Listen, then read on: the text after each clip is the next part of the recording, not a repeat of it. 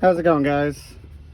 So today I'm installing this push close button on my 4Runner because this hatch comes off all the time when I'm driving, or most of the time just when I'm putting cargo back here. So I wanted to have a way to lock this more or less so I could put some heavier stuff inside of it, like my hitch and things like that. So here's what I did. First off, I positioned this button and drilled a hole in this. I started with a small step bit like this, and then I graduated to a larger step bit like this. From there, I went ahead and mounted this button, and I had a small hole in the back, which I then drilled to a larger hole. I've got this small piece of aluminum backstrap you can buy at Home Depot. I'll also post it on this video. And I've got a maybe self-tapping screw somewhere. Self-tapping screw that looks like that. Now, if you look through the hole, I'm kind of lining it up as good as I can, but if you look through the hole here, that piece of metal there is almost perfectly behind it, but not quite perfect. And I would like this to be not perfect, but more or less aligned.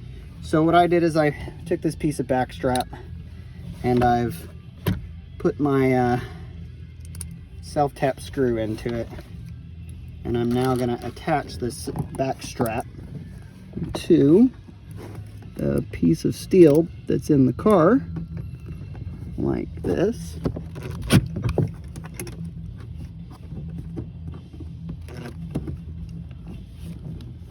Maybe if I can find the hole. Story of my life.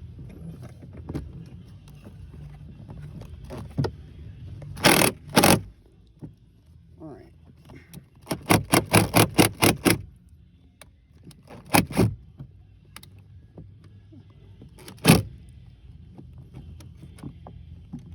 So, as you can see, this back strap is not bent in the way that the car is, but it will be in a second as soon as I get this to go into the hole. Sorry, the video is not going as smoothly as you guys would like, but yeah, I'm doing this for the first time. I'm not staging it, so here we go. All right, so now I have a bracket, beautiful bracket, right behind there. Now I can put my bolt that attaches to this bracket, and I can attach it using the supplied screws, or nuts rather, so that I have a bolt. And then once you get it into the position, you can bend it back and forth to where it needs to go, like so.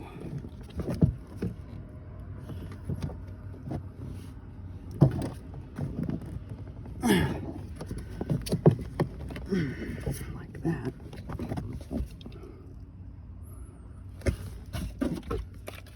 I might loosen the screw a hair so that I can rotate this down like so, get it more or less right in the middle, right like that. So now, not far enough, this needs to come back out more.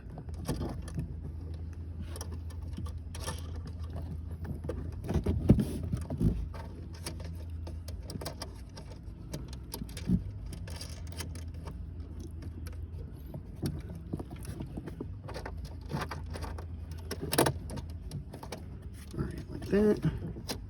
Get a little closer. Let's see if that does it.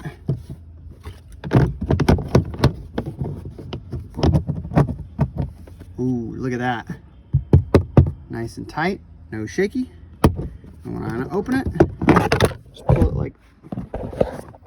like that, and I've got a nice little bracket in there. Now all that's left to do is cut this, and I'll show you how we're going to do that.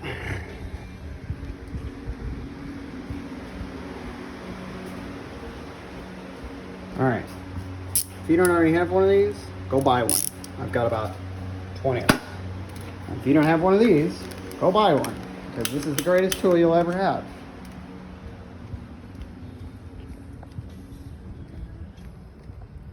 Alright, so this Toyota plastic's really easy. Very cheap and easy to cut.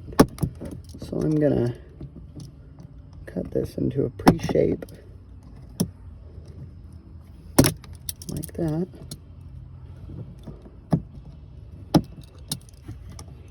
And shave all of the excess off of the top of it like that.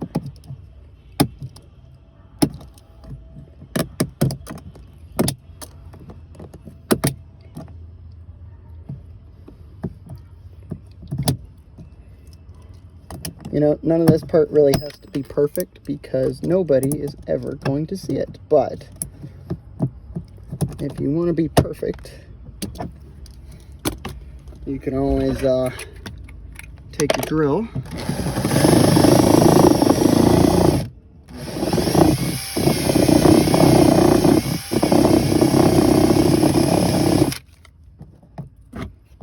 make a lot prettier hole like that. All right.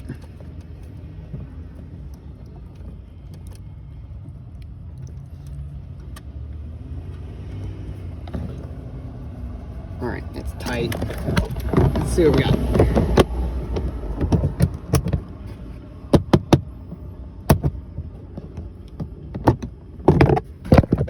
That looks beautiful. So that now sits nearly flush. Only thing left to do is tighten that guy with a wrench so that it won't go anywhere. Maybe clean up this plastic just a little bit more, like this, with my razor. Again, if you're not good with a razor, you can get this razor a little warm with your torch. And all of this plastic cuts like butter.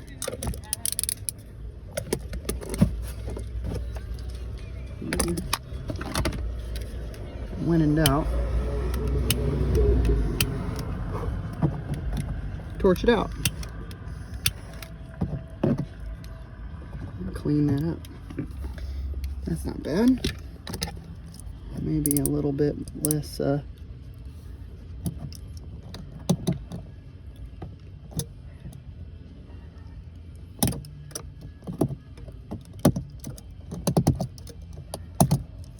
like that. All right. Oh, you can't see it.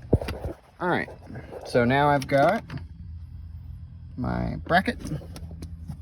As you can see, my bracket with a self-tap screw through the factory hole, with a slight bend in the panel and a beautiful mounting. And I've got my original panel here that now fits. And when I close it, locks with a pin like that. You hear it? It's also very secure now. Won't shake or rattle. So I want to open it, I just push the button and pull it off. Done. I'll post the links for these things in the comments, guys. Thanks for watching.